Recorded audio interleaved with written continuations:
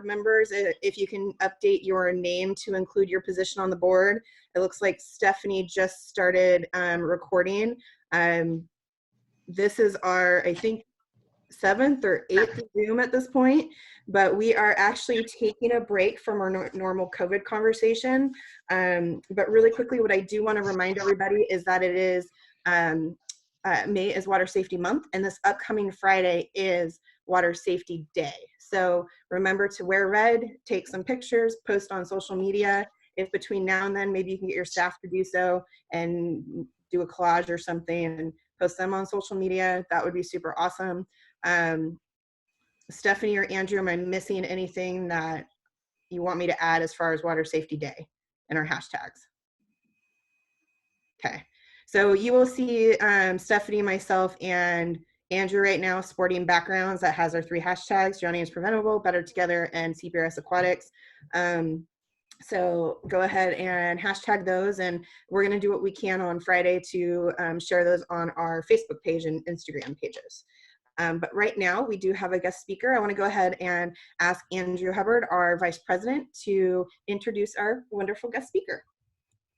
Yes, thank you. We're excited today to have Gerry Dworkin from Aquatic Safety and Rescue, who is an aquatic safety and rescue consultant for Lifesaving Resources, which can be found more information at lifesaving.com. Just a little bit of background on the company. It's a company dedicated to drowning and aquatic injury prevention and emergency management. And today, Gerry is going to be going over an actual drowning incident, and he'll describe the incident in detail, present the standard of care for the prevention, recognition, and management of drowning and aquatic injuries, and we'll show how these standards were breached, which resulted and caused the tragic incident. So as you can see on the screen, Gerry has a PowerPoint presentation prepared for us, and it's going to take about an hour to go through the drowning and the information, and then we'll have a 30-minute question and answer period at the end of the presentation. So if you want to add your questions in as Gerry is talking, I'll be monitoring the chat and can help moderate that at the end. So feel free to just keep that information going, or you can hold your questions and obviously ask them on the chat when we're done with the presentation. So without further ado, I can't thank Gerry enough for taking the time to do this for us. I'm going to turn it over to Gerry. Great. Thanks, Andrew. Good afternoon, everybody. What we're about to do is a actual case study of an incident that occurred, I believe it was October of 2019, at a YMCA, and I've changed the name of the YMCA. I've changed the name of the victim. I've either deleted or changed the name of any other entity involved so that it's a mystery in terms of who we're talking about. But this happened to be a single YMCA branch. So the lawsuit was not against the YMCA of the USA. It was against that singular YMCA branch. And what I've done is this case study, this basically a PowerPoint that I would normally develop if I'm retained as an expert in a drowning or aquatic injury case. And prior to my deposition, I take all the material that I've reviewed, put it into a PowerPoint presentation so that during my deposition, it's a singular flow that I can present to the attorneys, both the defense and the plaintiff attorney, in terms of what the standard of care should have been and how that standard of care was breached, which led to or caused the drowning or aquatic injury. So what happened here basically in this case is that I was retained, I reviewed materials, I went down to the location and performed a site visit, and then I prepared the PowerPoint for my deposition. However, prior to the deposition, the case was resolved, settled, so the PowerPoint was never used, and we never saw the light of day in terms of court or testimony, whatever the case may be. I start out describing what the mechanisms and physiology of drowning are so that everyone understands basically what transpired. And I need to warn everyone that you're going to see a video of an actual drowning incident of the recovery and resuscitation of a child, just so that you understand what a drowning resuscitation incident actually looks like. And then you're going to see 4 video clips of the actual drowning that occurred at this YMCA as well. So first we talk about the mechanism and physiology of drowning. And this is the definition, that it's a drowning is the process of experiencing respiratory impairment from submersion or immersion in liquid. And the outcomes are either classified as death, morbidity, or no morbidity. Water crisis, it's either a distressed swimmer or a drowning victim. And the victim is typically either going to be active or passive. And most drowning victims are active prior to the onset of being passive, unless it's a medical emergency that brought on the drowning episode, like a heart attack or sudden cardiac arrest. The difference between a distressed and a drowning victim is that a distressed swimmer can support them. They can call out for help and they can wave for help, and therefore they can also assist in their own rescue. For this distressed swimmer, if you extend something or throw something to the victim, they have the ability to reach out and grab it. Whereas a drowning victim cannot support themselves in the water. They cannot keep their head out of the water in order to breathe. Their priority is to get air in, not verbalize out, so they can't call out for help and they can't wave for help because they need both arms to keep their head out of the water and attempt to breathe. In the early 1970s, Frank Pia put a movie camera on a lifeguard stand in Orchard Beach, New York, and filmed people in the process of drowning. And they found out that this is what the drowning victim looks like, referred to as the instinctive drowning response. And the important thing here is that besides the fact the victim can't call out for help and can't wave for help, they appear to be playing in the water, but the struggle typically only lasts for 20 to 60 seconds. The drowning sequence, again, starts with the struggle. During the struggling process, they're going to ingest water into their stomach, which decreases buoyancy. They also aspirate water into their airway, which causes a laryngeal spasm, which is a reflex spasm of the larynx, preventing air from going down, preventing water from going down as well as air. And as a result, the victim becomes hypoxic. The victim is then rendered unconscious. The victim is now in respiratory arrest unless he or she is wearing a life jacket designed to turn the victim face up in the water and keep their head out of the water. And then within several minutes, they'll deteriorate into cardiac arrest. The reason why I have aspirate water into the lungs in parentheses is that at some point, the laryngeal spasm relaxes, the victim involuntarily gasps, and water is then aspirated into the lungs. The impacting factors that contribute to the drowning or determine the outcomes include aspirated fluid into the lungs, especially if it's polluted water, chlorinated or salt water. If the lungs aren't compromised, the victim's typically found at the surface of the water and much easier to resuscitate. People should not go engage in swimming activities immediately after eating because it can cause a reflux of undigested food. The mammalian diving reflex is a condition in which very young individuals are more prone to it, but when you are exposed to cold water suddenly, the mammalian diving reflex puts the victim into a sudden, basically reduces the body metabolism, the need for oxygen is diminished, and there have been cases where victims have been underwater for as much as an hour and have been successfully resuscitated. Hypoxic blackout induced by hyperventilation. This is why we encourage no prolonged breath holding and no hyperventilation activities, because it can lead to a hypoxic blackout.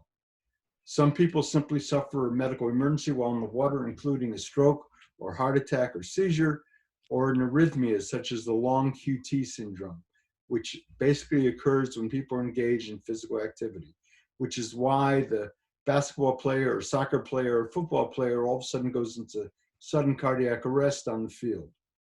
Torso reflex is a condition in which when the victim is suddenly immersed in cold water, the victim has a gasp reflex. And that's why we encourage anybody Anybody entering cold water should protect their mouth and nose by covering it in order to prevent torso reflex. And then lastly, salt water versus fresh water. The resuscitation of the victim is going to be the same, but salt water has a absolutely different effect on the body than fresh water would. In terms of emergency resuscitation protocols, this is what we don't want to see occurring at any aquatic facility. With today's pandemic response, we have to have some additional considerations when we do respond to a cardiac arrest around the water. You don't need to go to these measures to resuscitate a victim, but again, some of the concerns that we have, we need to be sure that all the first responders are appropriately protected prior to responding to an incident.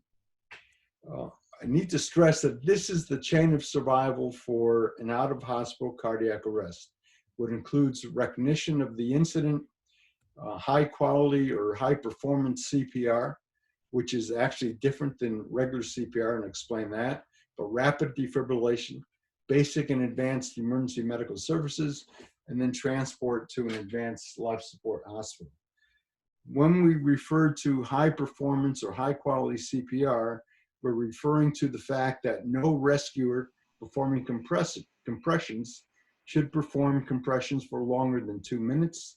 We're performing a compression rate of 100 to 120 per minute at a 30:2 ratio. And the best ventilation techniques would be with a bag valve mask resuscitator, because that provides a higher concentration of oxygen than mouth to mask or mouth to mouth. And because of today's concerns about COVID, a BVM with a HEPA filter would be the best choice. In terms of management of hypoxia, we need to provide positive pressure ventilation, hopefully using a BVM with a HEPA filter. Oxygen administration is critical because drowning is a hypoxic event. So the best way to deal with hypoxia is 100% oxygen. So we strongly encourage that lifeguards be trained and equipped in oxygen administration. And in terms of airway management, having a manual suction device as well as oropharyngeal and nasopharyngeal airways will help in the resuscitation effort. In terms of the BVM, again, it's absolutely critical that your lifeguards are equipped in the appropriate sizes of BVMs, and that whenever possible, we have a HEPA filter on there. Can you find a BVM with a HEPA filter? Extremely difficult. In fact, I found a company in the last slide that I'll show you is where you can get one, but it's called a Patriot Resuscitator. I tried ordering one, and because we haven't ordered from this company in a couple of years, they deactivated our account. And because of the COVID situation, they're not opening up any new accounts. So it's strongly encouraged that you have a HEPA filter for your BVM. Where you can get it, I have no idea. So in terms of adult CPR, just want to stress that the chain of survival here through American Heart Association calls for perform hands-only CPR. Hands-only CPR is only effective with the sudden cardiac arrest patient who was breathing prior to the onset of cardiac arrest. This does not work for a drowning victim, because a drowning victim is a hypoxic situation. They need 100% oxygen in order to fill the lungs with oxygen, and then high performance CPR in order to circulate that oxygen throughout the body. So our protocols for CPR will include PPE for the lifeguard personnel, including nitrile gloves, a face mask and goggles, and even a gown. Airway management using oropharyngeal or nasopharyngeal airways and manual suction. Positive pressure ventilation, hopefully using a bag valve mask resuscitator with a HEPA filter, and oxygen administration. High performance CPR and AED use.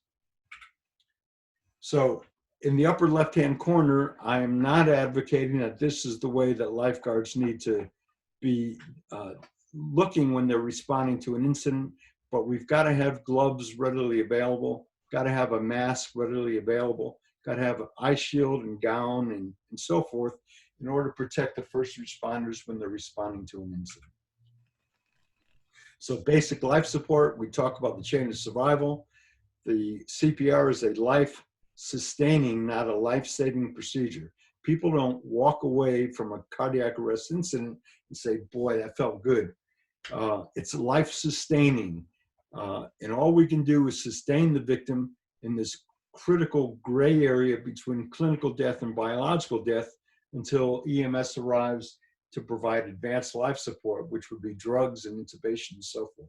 And our AED protocols would include being sure the chest is dry, being sure the victim is high and dry, away from the water, and that basically prior to shocking, I'm clear, you're clear, everyone's clear, and then you shock the patient. What you're about to see is an actual drowning incident that occurred. A little background here, this 4-year-old child disappeared from his house. Mom searched the house. She got very concerned. She called 911. Police officer arrives on the scene. He searches the house, looking under the beds, looking in the closets, opens up the back door and finds a slime-covered, filthy swimming pool. He looks in the pool, can't see more than an inch in front of his eyes. He calls dispatch for additional personnel, and they dispatch the fire department to the scene. Firefighters arrived. They're doing a perimeter search around the pool. They actually put a firefighter in the water, but he's tripping over all kinds of debris. He couldn't see anything in the water, so they pulled him out. And you see what happens when they finally discover the victim.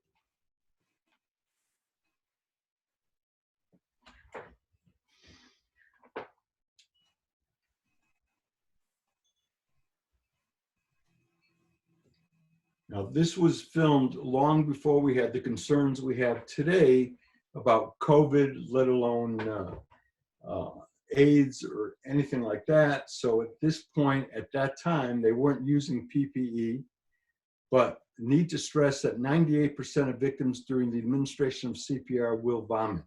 And that's why it's absolutely critical that we have the gloves. We're using a barrier device. We have a suction device available so we can readily clear the airway, and that we're performing high performance CPR, again, 30-to-2 ratio, good ventilations using a BVM and hopefully oxygen, and that when and if the victim vomits, we have the equipment readily available to go in there and suction the airway.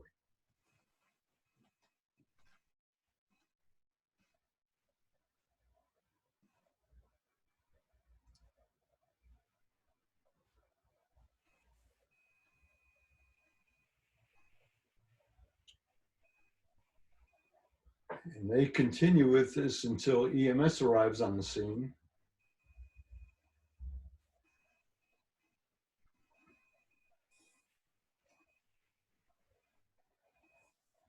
And as soon as the EMS arrived, they scooped the victim, ran him out to the ambulance.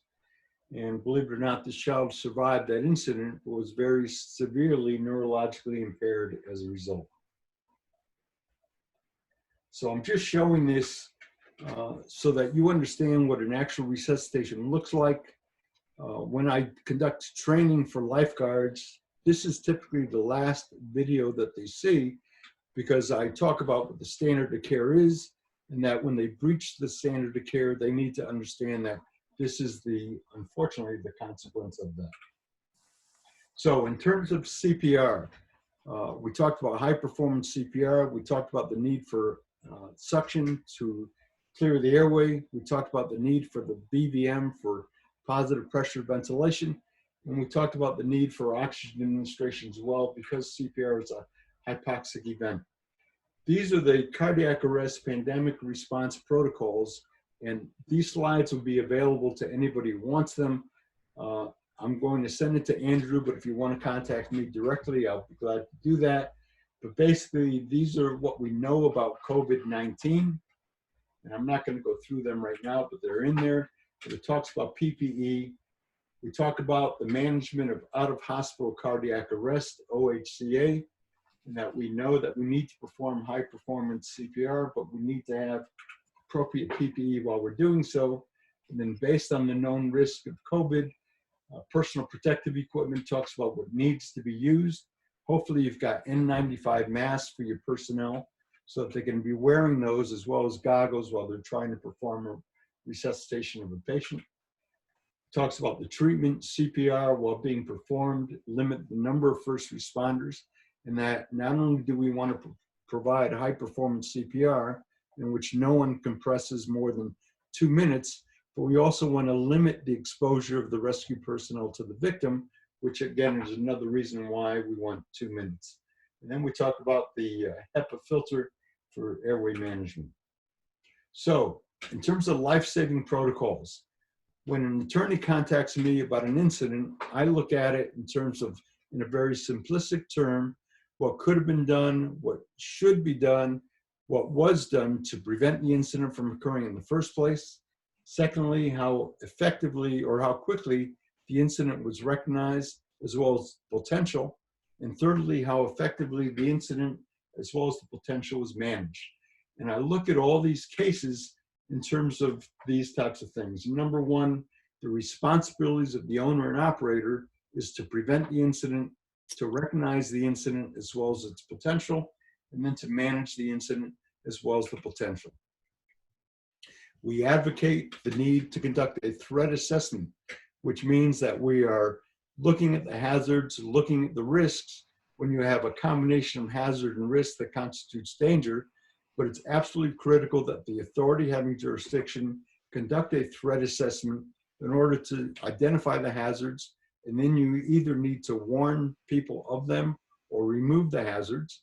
You need to identify those activities that place persons at heightened risk, and either safeguard those activities or prohibit those activities. But then the AHJ, authority having jurisdiction, needs to determine the level of operational capability required of personnel. As an example, if I know it's going to take more than 4 minutes to get an ambulance to my site, then I strongly better consider equipping and training my lifeguards in oxygen administration. And even if the ambulance is across the street, there's no saying that they're not going to be tied up at the time of the incident. Therefore, an ambulance is going to have to be sent out from some other location. So I strongly advocate that lifeguards be trained and equipped, not only in AEDs, but in oxygen administration as well. Next, we need to determine the operational protocols that are required of our personnel in order to save the public or safeguard the public. And then we need to plan for the incident, train for the incident, and acquire the resources that may be required to safely and effectively respond to and manage the incident.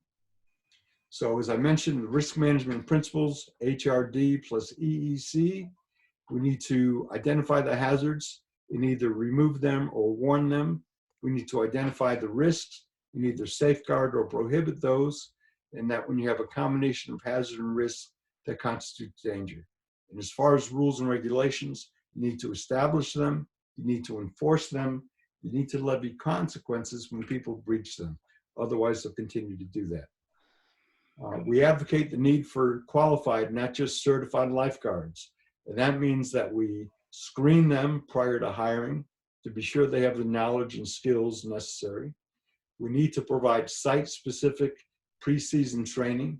We need to provide continuous in-service training.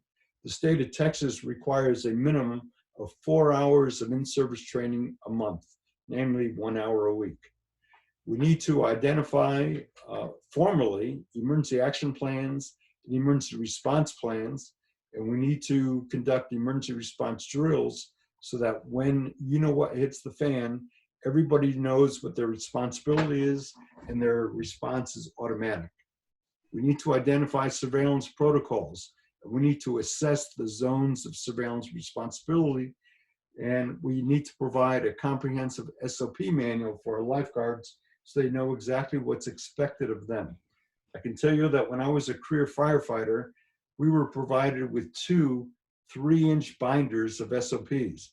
And every day when you came to work, basically you were provided with either a new or a replacement SOP. And it was the firefighter's responsibility to know what was contained within those SOP manuals and to adhere to those rules and responsibilities. Okay, as far as the incident that occurred, as I understand it, at the time of the incident, there was only 1 lifeguard on duty in the pool area. There were several instructional staff personnel, but only one lifeguard on duty. The pool, the lifeguard was responsible for supervising two pools, the instructional pool and the recreational pool. And this is the pool here. As you can see, there's a lifeguard stand in the deep water area. There is no lifeline separating the shallow water from the deep water. And you're going to see the individual, and I'm going to bring him into focus here. Here's our elderly man. We're going to call him Mr. Smith. And he's just walking around, approaching the 5-foot area. And that lifeline should be 1 to 2 feet on the shallow side of the break point. And again, there is no lifeline here. He steps over the breakpoint line and cannot recover back to the shallow end. And he starts struggling, and he basically struggles for almost a minute at the surface of the water, and no one sees him. He then submerges and continues struggling underwater.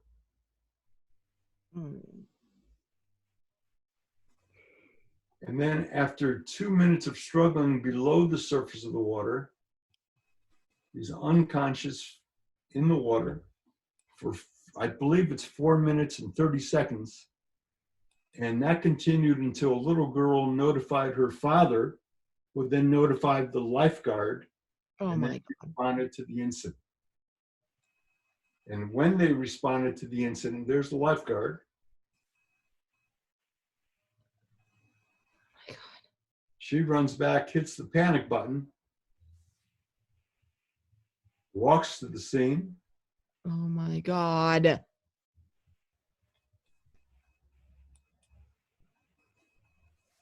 There's other staff that are now responding. And then once they pulled him out of the water, they brought an AED to the scene, but that only showed up a minute before the ambulance showed up. And it wasn't used. They had oxygen at the Y, but it wasn't used. And they had BVMs at the Y, but they weren't used.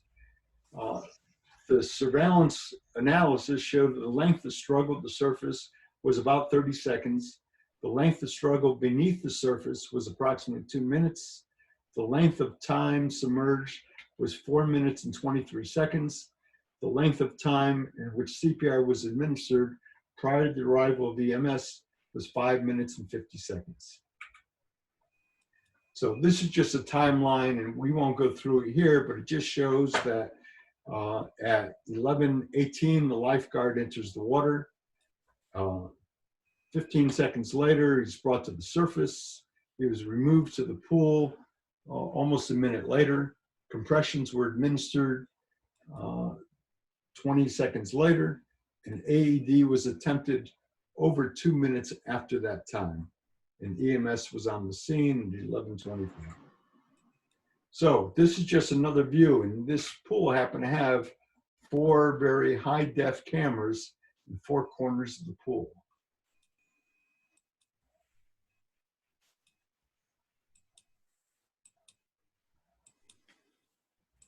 So there's Mr. Smith. And as you can see, there's a lifeguard stand. I don't know whether you can see my mouse. There's a lifeguard stand right here in the deep end, which would have had full visibility of this incident as it transpired. And here's where our lifeguard was located. You can see the lifeguard stand between the instructional pool and the recreation pool. She's in a standing position. A short time later, she does get into her chair, but as you can see, there's also a great deal of glare generated by those windows. And there's no way from that position that she can effectively supervise any activity going on in that instructional pool. Also, if you'll notice, there's no trauma bag anywhere to be seen within the pool area. And I'm only pointing that out is because during my site visit, there was a trauma bag filled with equipment located on the pool deck But as you can see here, I don't see where that's located whatsoever. And just another position of the same video.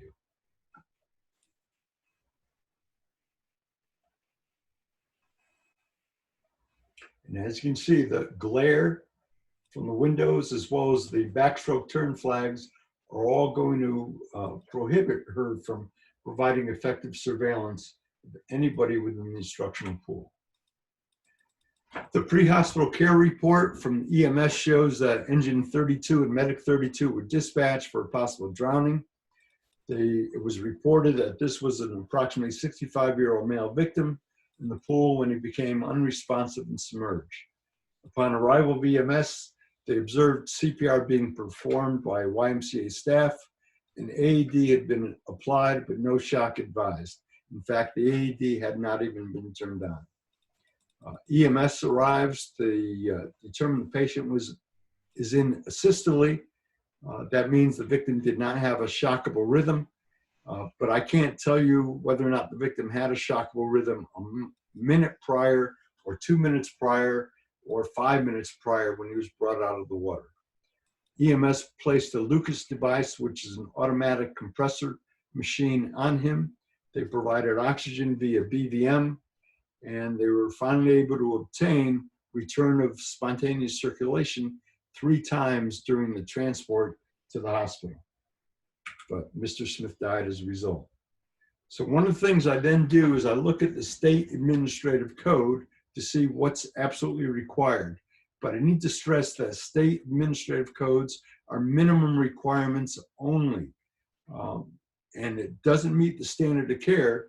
And what's shown in the American Red Cross textbooks and the YMCA textbooks and the Model Aquatic Health Code and other sites, that's what constitutes the standard of care. So these are the minimum requirements.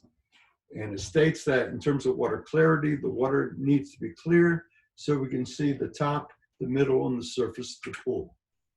The state requires safety lines to be provided.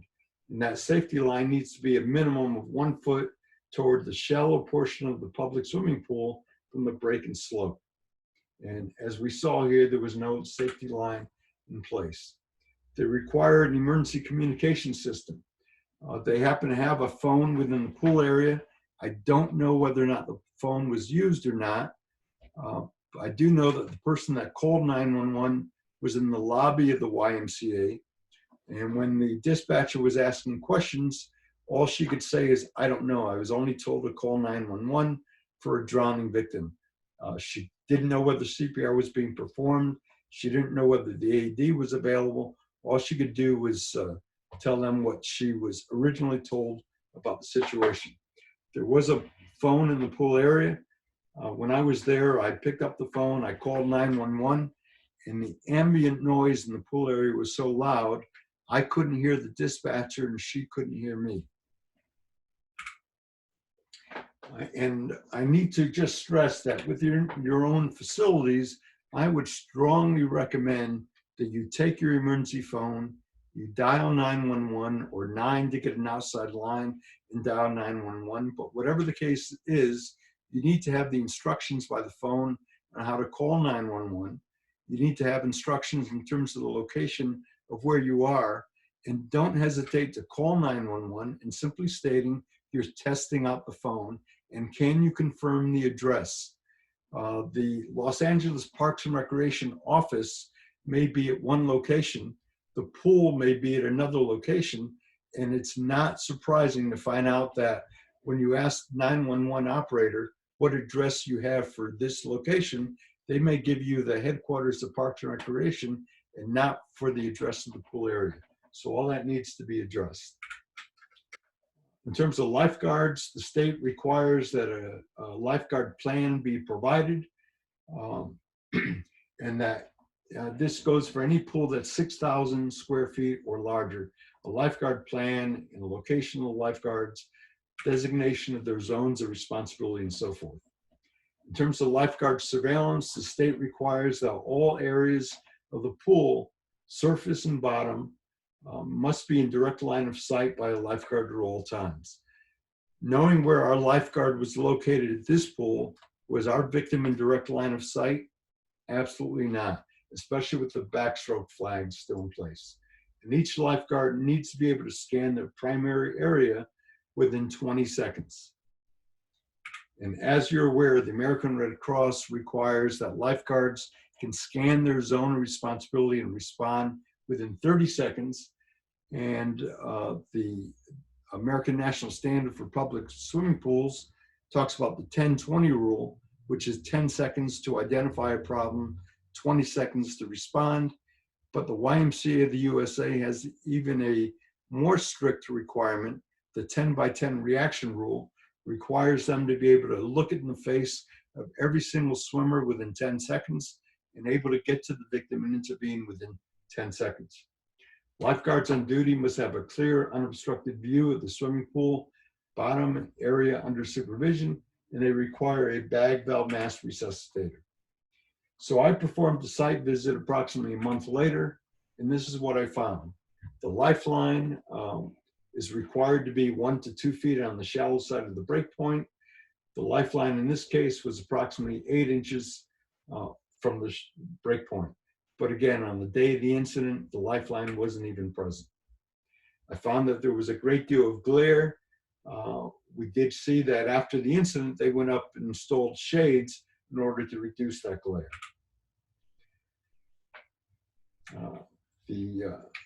This photo was taken from a standing position where the lifeguard was located. This photo was taken from a sitting position on the lifeguard stand.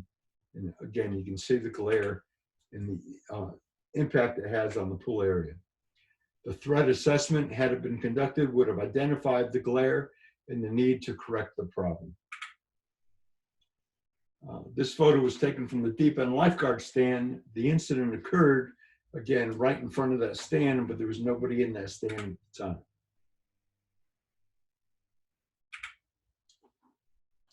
This is the trauma bag that I observed. It's located behind the shallow end lifeguard stand, and it was fully equipped. On the day of the incident, I don't know whether it was there. I didn't see it in the pool deck from the video, but as you can see, it contains an oxygen tank. It contains adult and child BVM. It contains a resuscitation mask, a child mask, an adult rebreather mask, gloves, towel, emergency blanket, and suction equipment. So it was fully stocked during my site visit. Again, I don't know whether it was there or not, or what was in it if it was there on the day of the incident. I looked at their backboards. The head immobilizers were loose, so they weren't on tight. If the head immobilizer moves, the head's going to move. So you need to be sure the head immobilizers are appropriately installed. And in terms of straps, I'm a firm believer in the spider strap system rather than individual straps such as this. I was happy to see at least 4 straps on every backboard, because I don't feel you can effectively immobilize a victim with only 3 straps or less than that. I like to see at least 4 or 5 straps, or even better yet, a spider strap system. There were several alarm buttons on the wall, and as you saw, the lifeguard pushed the alarm prior to entering the water. This photo was taken showing the shades in a drawn position. You can see how much the glare has been reduced as a result of that installation. And had a threat assessment been done, they would have identified the fact that this is a significant problem. The lifeguard stands all had this foot plate on each stand, and I'll show you what it says. Do you look professional? Can you see the top, middle, and bottom of the pools from your location? Will you be ready to recognize and respond in emergency in 10 seconds? So this is the 10-by-10 rule. And that was on each one of their lifeguard stands, but obviously they didn't adhere to it. This is the portable radio that was on each lifeguard stand. Again, I have no idea whether the portable radio was used or not. I don't know whether they were even there on the day of the incident. And here's the phone right behind the deep water lifeguard stand. Again, I don't know whether or not that phone was used, but when I tested it out a month later, again, because of all the noise, the phone was totally improper for use. They had an EAP notebook, Emergency Action Plan notebook, located on the wall outside of the Aquatics office door. Looked pretty comprehensive. There's emergency procedures, general procedures. This is their oxygen administration protocol and so forth. So it was looked pretty comprehensive. Whether it was there or not the day of the incident, I can't tell you that. There was an AED in the lobby. This is the AED that was used at the time of the incident. And within the cabinet, they've also got oxygen equipment as well. So during my site visit, I discovered that the shallow end lifeguard stand provides a great vantage point for the instructional pool, but not for the main pool. And that positioning of a lifeguard in that stand doesn't allow for either the 10 by 10, the 10, 20, or the 30-second rule. And that while positioned in that shallow end lifeguard stand, the view of the main pool is obstructed by the backstroke flags, and that the depth markings were actually inaccurate around the pool area. There's a phone, and as I mentioned, the ambient noise made it very difficult to hear. You needed to dial 9 in order to get an outside line, yet there was no instruction on how to do that. The office had a landline in the office, a telephone. However, the office was closed and locked when the aquatics director isn't there. In the AED cabinet, again in the lobby of the Y, had the oxygen and the AED equipment. It's just sizing, and that the office lobby was 70 feet away from the pool area. So once I identify what the standards are in terms of the state, now I look at the standard of care. And one of the things I look at is what used to be the NSPI, then it was changed to the APSP, and now they are the Pool and Hot Tub Alliance. But there's an American National Standard for Public Swimming Pools, originally identified as ANSI NSPI 1 back in 2003. And now it's the American National Standard for Public Pools, approved August 28th, 2013, which is the exact same standard as the 2003 standard. But they're very specific about water clarity so that you can see all areas of the pool. They're very specific about the float line being 1 to 2 feet on the shallow side of the break point. They're very specific about lifeguard stations, that wherever you're going to position a lifeguard stand, they must be able to adhere to the 10-20 rule, which is 10 seconds to identify the problem, 20 seconds by which to intervene.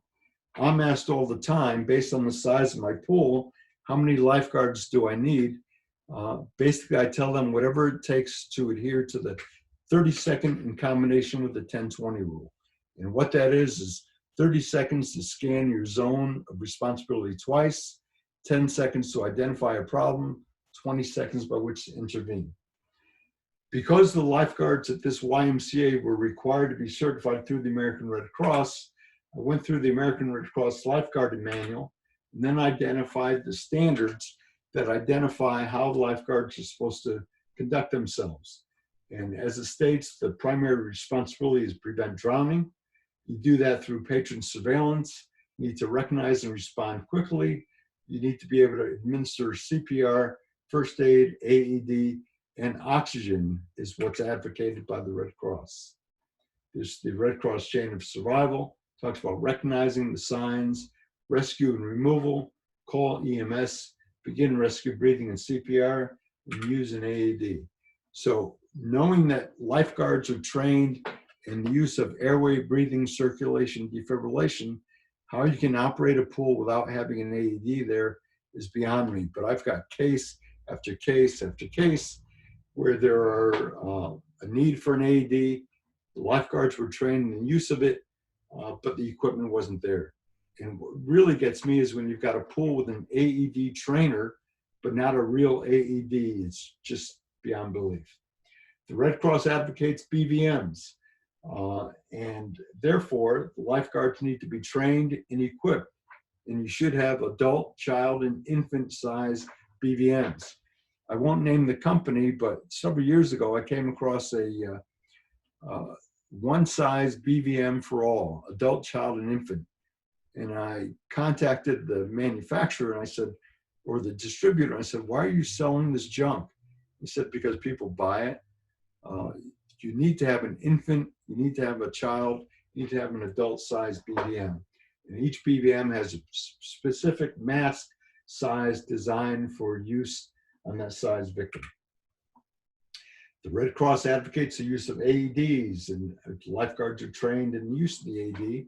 And as I mentioned, the protocol should be I'm clear, you're clear, everyone's clear, and then you hit the shack button. Emergency cylinders, oxygen cylinders, again, the Red Cross advocates that lifeguards be trained and equipped in the use of this equipment. Suctioning devices, again, victims vomit, you need to have the ability to clear the airway with a manual or mechanical suctioning device. And the Red Cross talks about the need for oropharyngeal and nasopharyngeal airways as well. So when I included all that information about resuscitation protocols, that's because the American Red Cross, the YMCA, and other organizations all advocate the need and use of that equipment. The Red Cross advocates the need for SOP manual, in that if you identify any unsafe conditions, they need to be rectified, and they need to enforce rules and regulations as well. They talk about an SOP manual and EAPs. So we're not going to go over all this, but just the fact that this is what's addressed in the Red Cross manual, and therefore this is what I base my opinions on in terms of whether or not the YMCA met that standard of care. The Red Cross talks about effective surveillance, and that we need to be able to recognize the problem. We need to recognize the victim at the onset. We need to have an appropriate zone of surveillance responsibility, and that lifeguard stations need to be strategically positioned, and that lifeguards need to be engaged in preventive lifeguarding. In terms of the recognition, the Red Cross advocates that we need to be able to recognize the problem and respond within a total of 30 seconds. And they talk about active victims and passive victims and so forth, talk about effective scanning. The scanning is requires the lifeguard to deliberately and actively search their zone of responsibility. And then they talk about what effective scanning is. So again, all these standards are there. The Red Cross talks about the RID factors, that when a drowning occurs at a guarded facility, it's typically due to the fact that the lifeguard failed to recognize the problem because they weren't trained, or they weren't vigilant, or they weren't strategically positioned, or they were engaged in some activity that intruded upon or distracted them from what they should be doing. The zones of surveillance responsibility, again, a swimming pool should be divided into zones, or a lake, whatever, divided into zones, and there needs to be at least one lifeguard assigned to every zone. And again, how big should the zone be? It should allow for the lifeguard to, again, adhere to the 30-second rule, scanning twice within 30 seconds, and able to identify an incident within 10 seconds and respond within 20 seconds.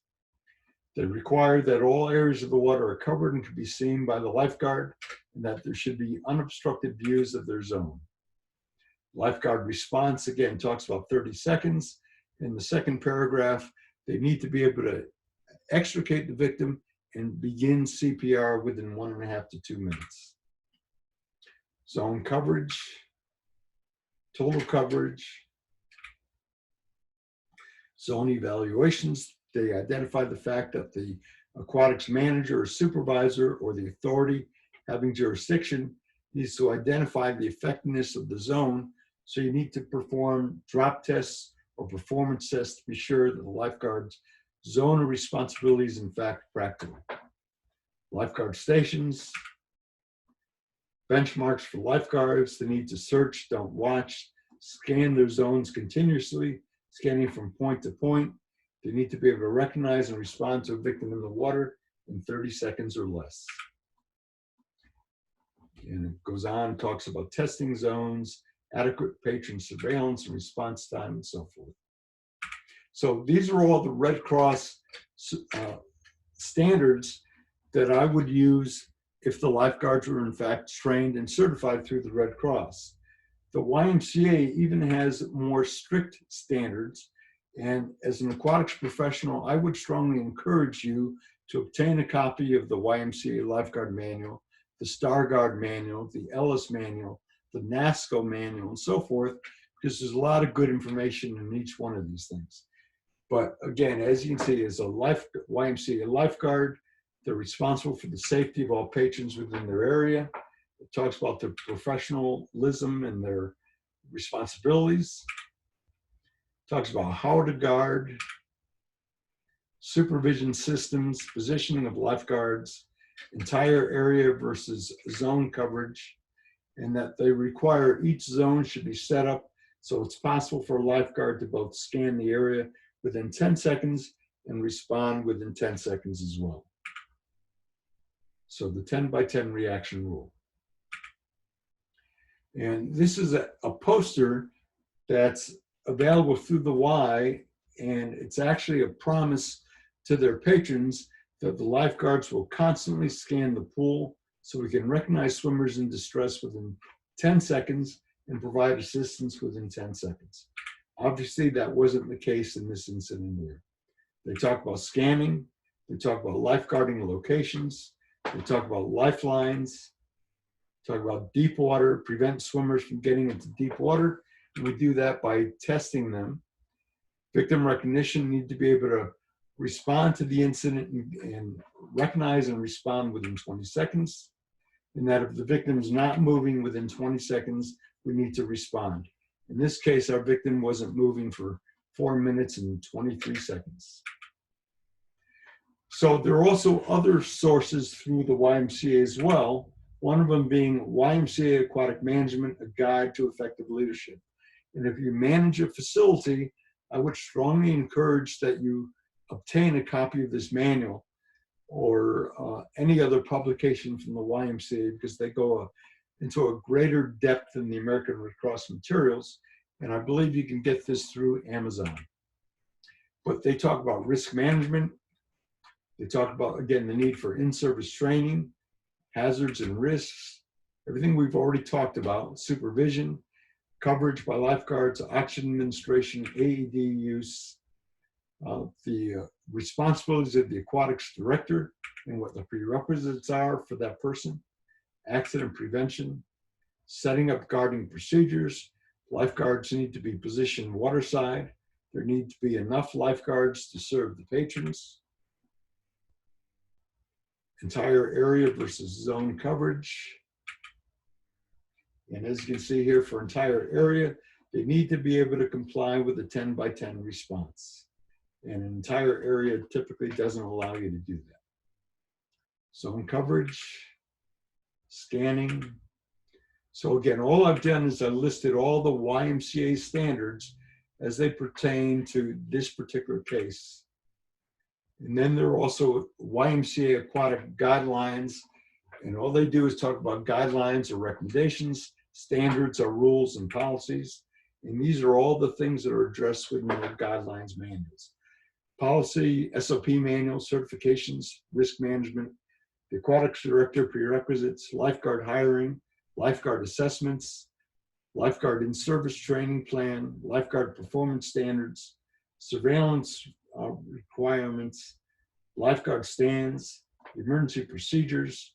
And this is an emergency procedure for every conceivable emergency: heart attack, cardiac arrest, drowning, missing person, missing bather, and so forth.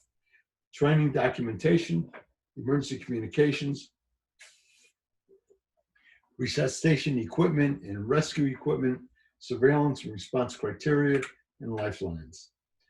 So not only did I take the YMCA and the Red Cross standards, but I found out that the YMCA, and most are insured just as JCCs are through the Redwoods group. So we looked at their safety trends, and they identified the fact that during 2018, there were 14 drownings at their YMCAs. 8 out of the 14 involved improper lifeguard positioning, as we had here. 5 out of 7 were non-swimmer incidents in which the victim didn't have proper swim testing procedures in place, as we had here, or improper lifeguarding skills were a contributing factor. They found out that 89% of their 19 drowning investigations the next year involved lifeguards who weren't properly positioned. And in order to save lives, the Redwoods advocates that the lifeguards have to be able to see their entire area of responsibility. They need to validate the lifeguard zone certification process. They need to be sure that any environmental obstructions, such as glare and so forth, are taken care of. And they strongly advocate the need for swim testing for anyone allowed to go into deep water.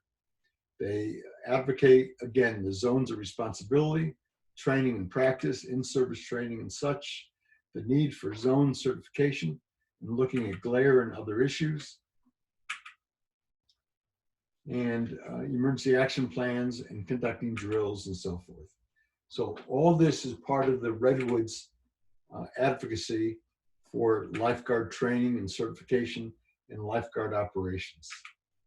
So based on all this, then what I went ahead and I developed my opinions. And what I did is, in a general sense, I found out that my opinion was that the YMCA management failed to conduct an appropriate threat assessment. They failed to determine the level of operational capability required. They failed to establish appropriate operational protocols. They failed then to plan for the incident, train for the incident, and acquire the resources required to safely and effectively respond to and manage the incident. I discovered that they failed to have a lifeguard assigned to each zone of surveillance responsibility. They failed to recognize and respond in a timely manner.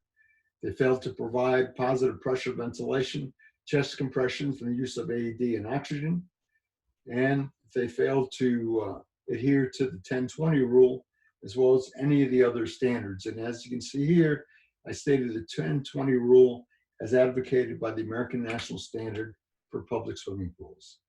They failed to prevent Mr. Smith from entering the deep water. They failed to recognize his distress. They failed to recognize his distress as he struggled at the surface, as well as under the water. And they failed to recognize his distress under the water, submersion for 4 minutes and 23 seconds. They failed to provide positive pressure ventilation and oxygen administration.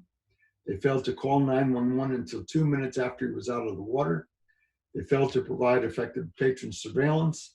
They failed to provide BVMs with the appropriate size and so forth.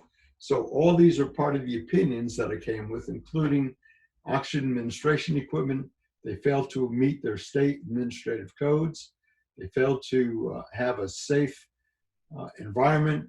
They failed to establish their zones of surveillance responsibility. So I went through all this in terms of my opinions. And then I went through each one of the American Red Cross standards that they breached. And we won't go through these now, but they'll be available on the PowerPoint when you get it. I went through each one of the YMCA breaches according to the YMCA manual.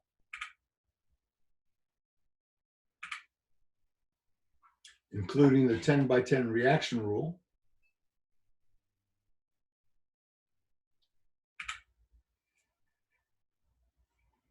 So these are all the standards that are spelled out in the YMCA Lifeguard Manual, and I just used them in terms of this is what the Y says, this is what they did or didn't do that caused or contributed to this drowning incident.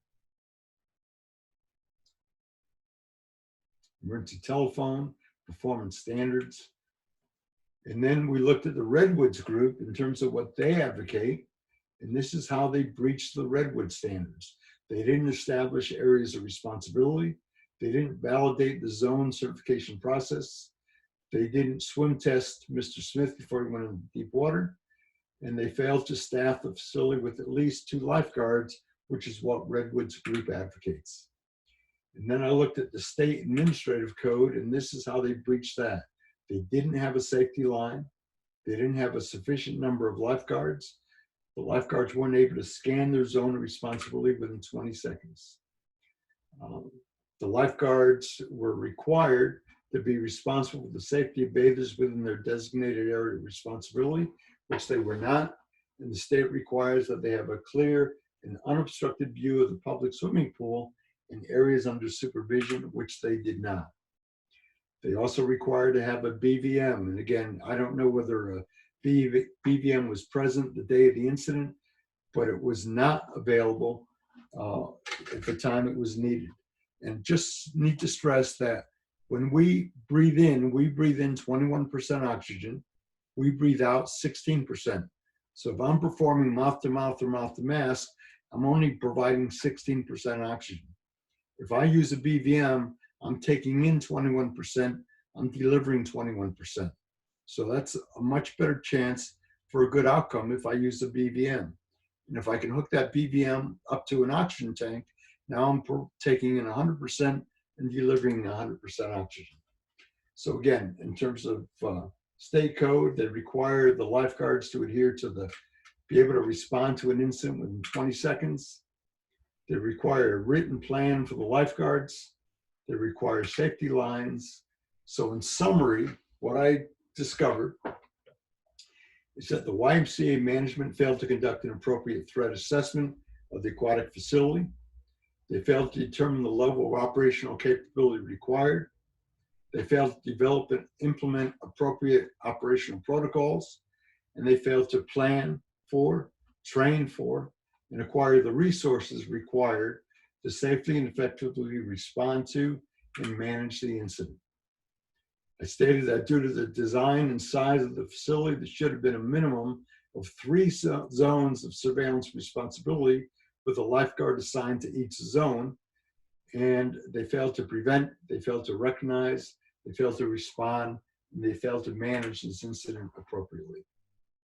Again, I stated that they failed to staff, the management and staff failed to prevent this incident. They failed to recognize the incident in a timely manner. They failed to effectively respond to and manage the incident. And in summary, the YMCA had a duty to Mr. Smith. They breached that duty. Mr. Smith's distress went unrecognized, and he suffered an unrecognized submersion, which resulted in his death. And that Mr. Smith's submersion and death were directly caused by the YMCA's management staff failures to prevent this incident, to recognize the incident, and to manage the incident. So that's the case study that we have. When I am called to do a deposition in the case, typically I do just what we saw here. I outline everything in terms of what the standard of care should have been, what the requirements were, and then how they breached the standard of care. And I basically develop a PowerPoint like this for every single case that I'm involved in. And I use it during my deposition as well as at trial when I'm allowed to do that.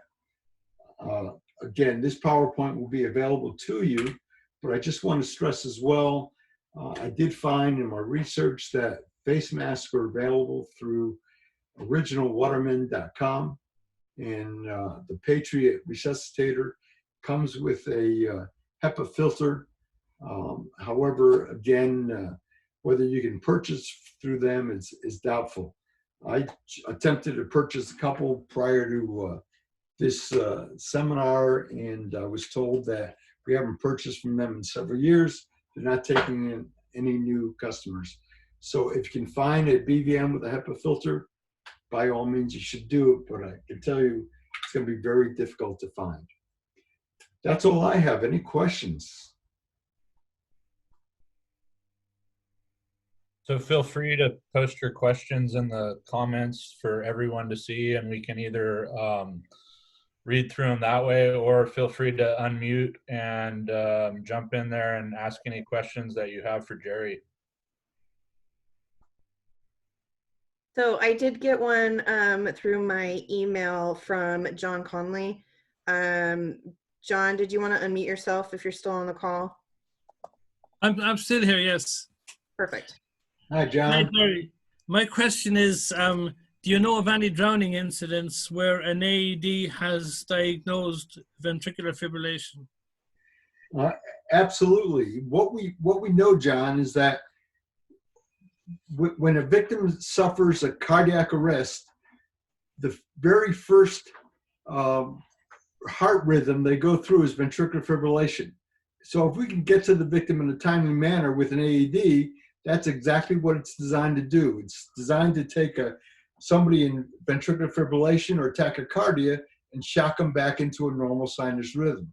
If the AED doesn't show up, however, until 6 minutes after the onset of the incident, this victim is no longer going to have a shockable rhythm. But again, if we can get to the victim within 2 minutes or so of the onset of cardiac arrest, more likely than not, they will have a shockable rhythm at that point. But again, this victim was underwater for 4 minutes, was it? And the AED wasn't even brought to the scene until 2 minutes after that. So the chance of having a shockable rhythm is nil. Yeah, you see, the belief, it's certainly in Europe, is that it's more important to deliver oxygen to a casualty because in drowning, the lungs are damaged. The heart continues to beat after the person stops breathing, so therefore there's no oxygen in the blood. So when you shock, exactly, and that's why. Right. Sorry, can you understand me?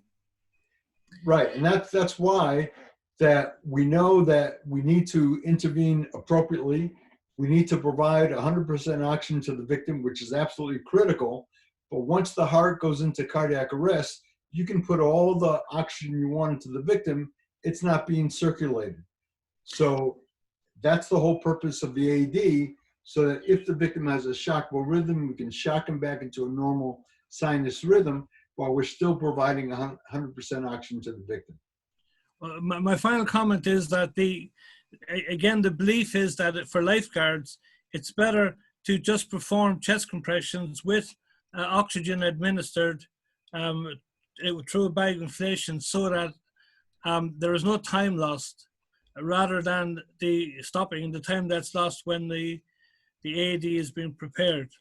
Right, but the trained lifeguard team, just like the trained EMS and firefighters and so forth, should be able to apply the electrodes while CPR is still being performed.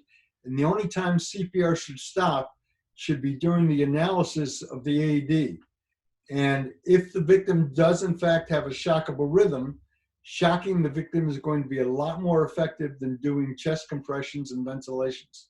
So if we can perform or attach the electrodes smoothly and effectively, by all means, we're going to have a much better success rate if we can use an AED if the victim has a shockable rhythm. I think we're in agreement that it's important that oxygen is administered as soon as possible. Absolutely. Thank you very much, Gerry. Thanks, John.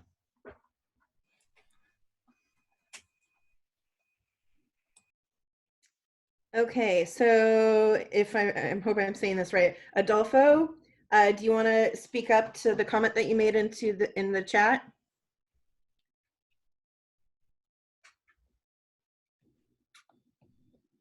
Where'd you go? You would need to unmute yourself. Okay, well, he made a comment in the chat that, let's see, antiviral/bacteria filters are used on ventilators and are designed to be placed between the BVM and the mask in use. So thank you for your comment.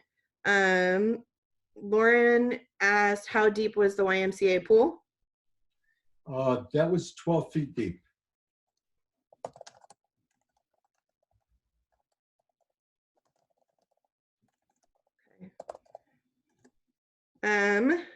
Let's see. Why did management only have one lifeguard while having 2 pools open for public use? That we don't know. We did not have the opportunity to take depositions of anybody from the YMCA. There were other staff people in the pool area. I don't know how many people were assigned to the instructional pool at the time. You did see that after the lifeguard entered, there was a rapid response of additional personnel. So they had to be within the pool area. I'm assuming she did hit the emergency button before she entered the water. So that may have triggered the response. Again, we don't know because we did not have the opportunity to depose any of the staff persons because the YMCA just wanted to settle this and get it over with as quickly as they could.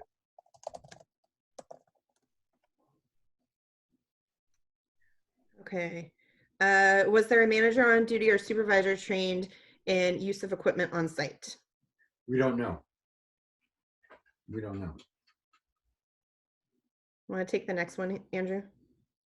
Yeah, we have a question. If you were opening or reopening an aquatic facility, which lifeguard certification would you prefer, Red Cross or YMCA? I think both programs. I think NASCO, I think Ellis, I think Starguard. They're all excellent curriculums. It all depends on how the program is delivered. And most importantly, the pre-service and in-service training that's continued in supervision of the lifeguards. So all the programs are pretty much the same. It's simply a matter of how they're delivered and how they're supervised and how they're audited. The American Red Cross is becoming more and more in line with some of the other agencies, entities that exist, like Ellis and Starguard and so forth. But I think any of the programs, as long as they are appropriately taught and appropriately monitored, and the lifeguards are appropriately supervised with SOPs, standard operating procedures or guidelines, then I think any of the programs are adequate. Okay. Do you know if there was any counseling offered for the staff after the incident? We don't know. We don't know. And again, normally when I'm retained as an expert in a case, I'm provided with all the legal complaints and so forth. I'm provided with all the depositions. I'm provided with the hospital report, the EMS report, the fire department report, the police report, other investigations and so forth. So I have all that information available to me. This case, the incident occurred in October. I was brought down there 3 weeks later to conduct a site visit, and that case immediately settled. I happen to like when a case like this goes to trial, or at least takes my deposition, so I can get my opinions out and so forth. But the YMCA in this case just wanted to get this over with as quickly as possible, especially because of the 4 videos that we had showing the incident, showing how poorly they were able to recognize the incident and respond to it. I don't know what the staffing was within the pool area. Again, I know that the only lifeguard on duty was the lifeguard in the shallow stand between the two. There were other staff because they responded rather quickly, but I think they were all instructional staff. There may have been somebody in the pool office, I don't know. But that pool area had more than one zone of responsibility. Therefore, there should have been a lifeguard assigned to each one of those zones. And in my opinion, there should have been at least 2 zones of responsibility for the big pool and at least 1 zone of responsibility for the instructional pool, meaning at least 3 lifeguards on duty. Do you happen to know how much, or can you talk about the settlement? Do you have any information on like how the value or how that went? I've had over 450 cases to date. I can probably count on one hand the settlements that were disclosed to me. So I really don't know. That information is typically confidential, and I'm usually the last one to hear about it. Do you, in your experience with these cases, like there's obviously a lot of things that the facility and the management team did right, but have you come across cases where, you know, you were more advocating that, you know, they did, the staff and the management team did everything in their power, or, you know, from your experience of these cases, like what are traditionally the summary of how these things go down? Typically, there's only a lawsuit when, in the eyes of the plaintiff and the plaintiff's attorney, somebody messed up. Of my 450 or so cases, I'm probably a plaintiff's expert in 90+% of those cases.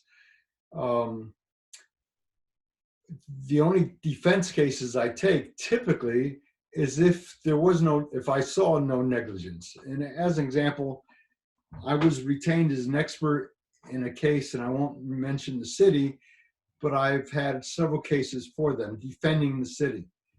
And in this one case, I didn't have any information other than reading the materials and seeing the surveillance video. And this was a case where a lifeguard was sitting, it was an L-shaped pool, the lifeguard was in a corner chair, flirting with some women, talking with some women, and also selling drugs. And a drowning occurred, and it's all captured on video. And I said to the attorney, I've got nothing for you. And he said at that point, well, can you give us the name of an expert who can help us? And there is no help. So if I don't see any merit in the case, I typically don't take it. The defense cases I've had, again, it's only because I saw there was merit. I saw that there was no negligence on the part of the defendant, which is why I took it. So again, in 90+% of the cases I take, it's because, in my opinion, there was negligence on the part of the defendant, which is why I'm working for the plaintiff. Okay, so we're having some questions about mannequins and which mannequins you prefer for aquatics facilities training. And then it looks like, you know, there's comments about the types of mannequins that have the chest that lights up when you're doing compressions correctly and things like that. What are your opinions on mannequins? Well, I've been teaching CPR for many, many years, and I won't tell you how many, but I've been teaching CPR for many, many years. I don't care how sophisticated the mannequin is. The idea is that we need to train people and drill them so that the response becomes automatic. And I don't care whether the mannequin whistles or lights up and glows in the dark, whatever. The important thing is that we're providing quality ventilations and quality compressions in a timely manner and so forth.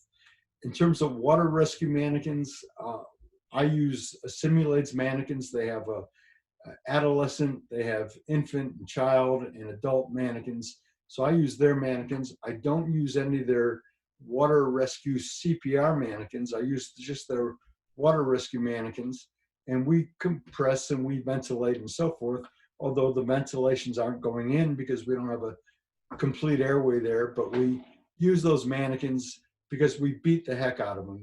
I teach water rescue and ice rescue and swiftwater rescue and ocean rescue for firefighters, and they're very rough on the mannequins. So the more durable the mannequins, the better. But again, I don't care about the features of the mannequin. As long as we can ventilate them, as long as we can do appropriate compressions under the supervision of a qualified instructor, I think that's all that's important. But again, I use the Simulates mannequins, and I use the Silhouette mannequin as well in my training and my evaluations. In fact, we're doing our annual International Water Rescue Instructor Training Academy is now in September. It was supposed to be this coming weekend, 4 days. Then we moved it to June, and now we moved it to September, and we hope we can teach it in September. But we've got firefighters coming from all over the US and Canada to participate in this annual academy. And I can tell you that because of our concerns about social distancing and so forth, we are not going to be able to perform rescues like we normally do in close contact with one another, that we're bringing in, I believe, 8 mannequins from Simulates, 4 juveniles and 4 adults, so that we can effectively conduct this training in the ocean, in the rivers, in the pools, and maintain social distancing at the same time.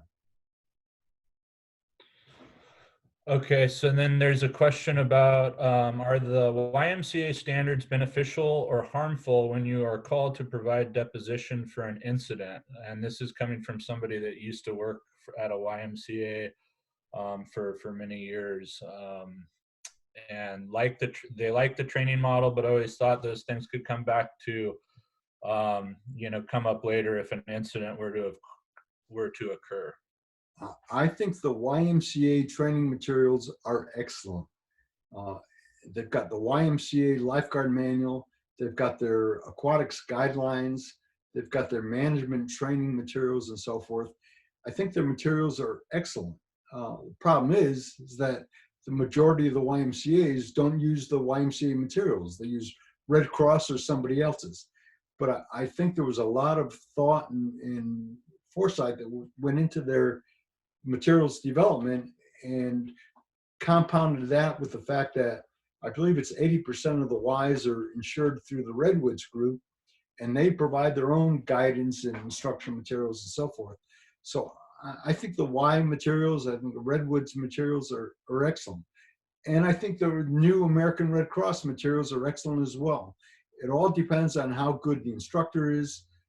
It all depends on how good the supervision is and the operational protocols once the training is over and we're ready to put this program into practice. Great. So the next question is, do you have a recommendation for how lifeguards should safely practice 2 to 3 person CPR for in-service trainings considering social distancing protocols? Yes, and I scanned through it, but within the PowerPoint that will be available to everybody, we've got the guidelines. And Andrew, I've already sent you the cardiac arrest pandemic response protocols.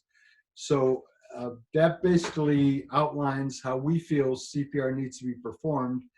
But as I mentioned earlier, we try not to keep anybody in close contact with the victim for more than 2 minutes. We try to give them as much PPE as possible, which would be a mask and goggles, hopefully a gown, certainly gloves. We want one person doing bagging, one person maintaining the airway, but staying as far away from each other as you can. We've got a HEPA valve on the BVM, hopefully, and we're changing out compressors every 2 minutes. We've got somebody else operating the AED, and again, all we can do is hope, but we had the same fears during the AIDS epidemic back in the 70s and 80s. So hopefully we're going to come to a conclusion here, hopefully sooner than later. But in the meantime, a lot of people are running scared, and there have been a lot of first responders that have come down with COVID-19 or been exposed to COVID-19 and have been seriously ill, and a lot of first responders who have also died. So all we can do is look at the protocols and see what we can do. But during a CPR episode, I can tell you that I'm also a firefighter and EMT here in Kennebunkport, Maine. And if we had a cardiac arrest, we used to have the ambulance respond, the next town's ambulance would respond, and the fire department would respond. Now with COVID-19, they get a one ambulance response only. Fire department is no longer responding. The next town is no longer responding. They're resuscitating the victim, and if they don't bring back a return of spontaneous circulation within 20 minutes, the victim is declared deceased right there on the scene. And I think that's pretty much standard throughout the US right now. One of our attendees is interested in more information about the Academy in September. Is there a website where they can find more details? Sure, they can go to lifesaving.com, and all the information is there. As I mentioned, right now we've got instructor candidates coming from Washington, South Carolina, Ohio, New York, Maine, Vermont, New Hampshire, Canada, and I'm sure I'm missing a couple states as well. But yeah, it's Thursday through Sunday. It starts at, I believe, 2 o'clock on Thursday, or 3 o'clock on Thursday. It goes until 3 o'clock on Sunday. We have classes every day from 8 in the morning to 10 at night. And that includes evolutions in the river, 2 rivers in the ocean, 2 different swimming pools, and so forth. It's a very intensive, comprehensive 4-day training program. But as a result, when they graduate, they're authorized as water rescue instructors who can then teach the water rescue awareness, operations, and technician level courses, as well as swiftwater rescue and ocean rescue. Do you think lifeguard instructor and training programs stress enough on the true liability of the lifeguard, especially since most lifeguards are young kids? They don't. And that video I showed you of the child being pulled from the pool, although this occurred many, many years ago, I use it because, again, I stress the fact that when we breach the standard of care, the lifeguard needs to understand that this is the consequence. So I use that video in all my training programs whenever I'm training lifeguards, so they can understand exactly what's involved in the seriousness of the job. But I can tell you that when I train 15, 16, 18, 20-year-old lifeguards, I train them under the same premises and expectations that I have when I train EMTs and firefighters and police officers. They all do the same job. In many cases, I think the lifeguard's responsibility is more than that of a firefighter or law enforcement officer in terms of providing patient care, because the firefighter and the police officer and the EMT, they wait for the phone to ring or the alarm to go off and they respond. Lifeguards do the same, but they also have to prevent the incident. They also have to recognize the incident at its onset and then manage the incident as well. So when I train lifeguards, I have the same expectations when I train EMTs and firefighters and police officers. Okay, awesome. Is there any other questions from anybody that's out there still? I don't see any more on the chat, but feel free to jump in and unmute and ask if you have any additional questions. Okay. Well, lots of expressive thanks and appreciation from everybody in the chat about this great information for us to think about and help manage our pools and be more prepared. So again, Gerry, from the aquatic section, I also want to say thank you for taking the time to do this for us today. Lots of information. Lots of people interested in getting the PowerPoint, and maybe that's what Terry's hand is raised for. Did you want to jump in about that part? Yeah, those are actually clapping hands. So thank you very much, Gerry, for doing this. And thank you, Andrew, for setting this up. So Andrew, as our vice president, actually is also the chair of our Drowning is Preventable Committee, and which includes Water Safety Month. So I just want to say thank you, and thank you again, Gerry. As far as receiving this, we do, if you are a CPRS member and a member of the Aquatics section, we will email it out with our weekly emails that we've been sending. So Lauren, our secretary, will do that. We are going to save this chat, and we are going to try to email it out to everybody else as well on a separate email. So it'll come from either myself, Stephanie, Lauren, or Andrew. So just to put that out there. Okay. Terry and Andrew, again, I will send you an updated PowerPoint today. I'll send you the pandemic recommendations as well, but they are also incorporated into the PowerPoint. If anybody wants it directly, you have my email address. And I didn't introduce him. I just want everybody to know the guy with the funny accent, John Connolly, is with the Lifesaving Foundation in Ireland. So thanks, John, for attending.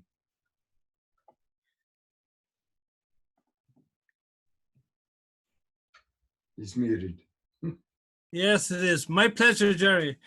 Thank you very much for allowing me to participate. Glad you could join us, John.